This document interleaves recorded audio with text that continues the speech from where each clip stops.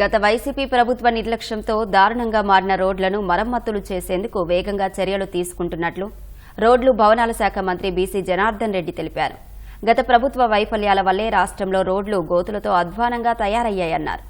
గత 5 ఏళ్లలో రోడ్ల కోసం 47,000 కోట్లు ఖర్చు పెట్టారని గొప్పలు చెప్పారని, అన్ని నిధులు ఖర్చు పెడితే రోడ్లు గుంతలతో ఎందుకు అధ్వానంగా తయారయ్యాయో వైసీపీ సభ్యులు చెప్పాలని డిమాండ్ చేశారు. రోడ్లపై గుంతలు పూడ్చేందుకు కూటమి ప్రభుత్వం 800 కోట్లకు పైగా కేటాయించి మరమ్మతులు చేస్తున్నట్లు తెలిపారు. ఏ ప్రభుత్వాలైనా గత ప్రభుత్వాల కాంట్రాక్టర్లు చేసే బిల్లులు మిగిలితే వచ్చిన ప్రభుత్వాలు తీరుస్తాయి అధ్యక్ష. గత ప్రభుత్వంలో వీళ్ళు చాలా మంది మీద కూడా కక్షతో ప్రభుత్వం గత వైఎస్ఆర్ ప్రభుత్వంలో చాలా మంది కాంట్రాక్టర్లు చాలా మందికి డబ్బులు ఇవ్వకపోతే ఆత్మహత్యలు కూడా చేసుకోవడం జరిగింది అధ్యక్ష.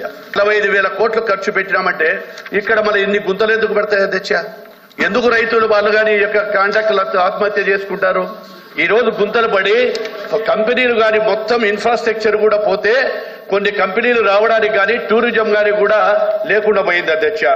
ఏ ప్రభుత్వాలు ఉన్నా కానీ కూడా రోడ్ అండ్ తగిన R&Bలో 5 సంవత్సరాలు పని చేస్తే ఆ కాలం అయిపోతానే రెన్యువల్స్ చేస్తారు అధ్యక్ష.